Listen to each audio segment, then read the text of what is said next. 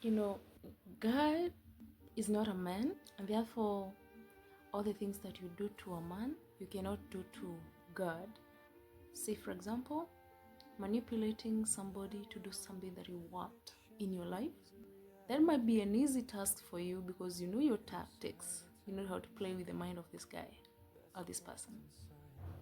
So that might be a success to you when you're dealing with a guy, but when it comes to God, count him out.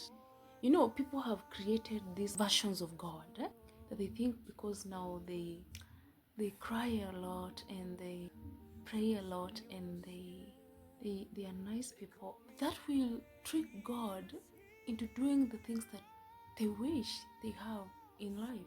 Let's face it, God is just who he is, who he says he is. Who is he? He's who he is. God knows the best plan for you. This God knew your existence before you even was conceived in your mother's womb. You did not choose your parents. You were just born and found them and found your siblings, right? You were not born in the 16th century. You were born in this century because God predetermined it. It doesn't matter. It is up to God to decide what is good for you. You see, like atheists are these people who don't believe in any particular God or a deity or a supernatural being. Atheists have the versions of God in their mind. They want God to do what they want.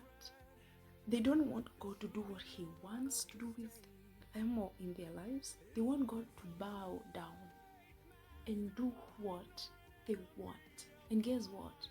God is not a man. You don't get to go there and cry to him and think because you have cried so many tears, what you want is going to happen just because of that. It doesn't work like that. You've got to let him do his job. He brought you here, right? How the hell do you think you're going to be advising him on what he should be doing in your life?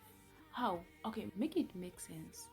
So, according to atheists, when God fails to do what they expect him to do in their lives, they become bitter. Matter of fact, atheists are people who really understand the word of God. They have read thoroughly. They know it.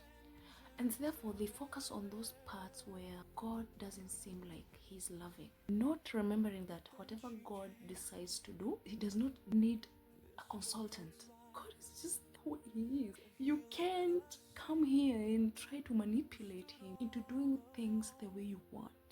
He loves you so